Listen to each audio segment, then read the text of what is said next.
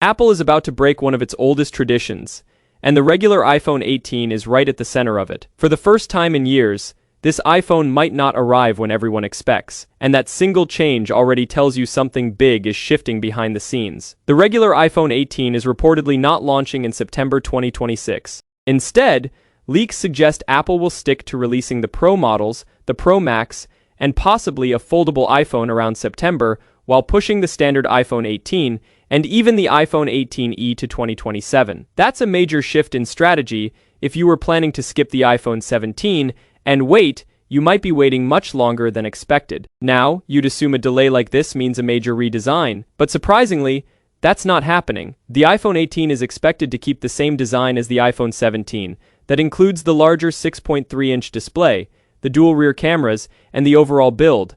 No dramatic visual upgrade.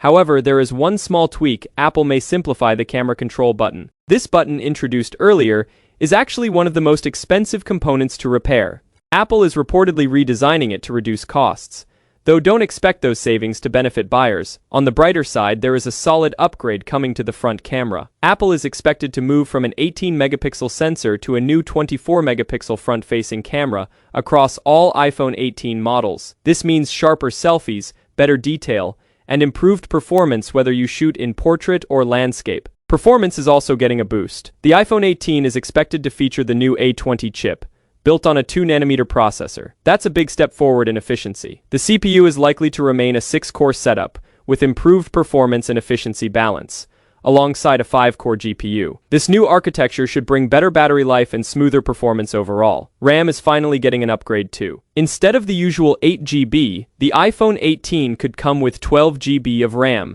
That's a significant jump, bringing it closer to pro-level performance and making it more future-proof for updates and multitasking. Another important change is in connectivity. Apple is expected to introduce its own custom C2 modem chip, replacing Qualcomm components. This could improve efficiency and open the door to better satellite connectivity. Basic communication, like messaging or simple browsing, could work even without traditional network coverage. Then comes a subtle but meaningful display change. The dynamic island is expected to shrink slightly, thanks to some Face ID components moving under the display. It won't disappear completely, but it will take up less space than before. As for pricing and release, expect the iPhone 18 to stay in a similar range as previous models, likely starting around $799 to $899, but arriving much later, around March 2027 instead of the usual September window. That's everything we know so far.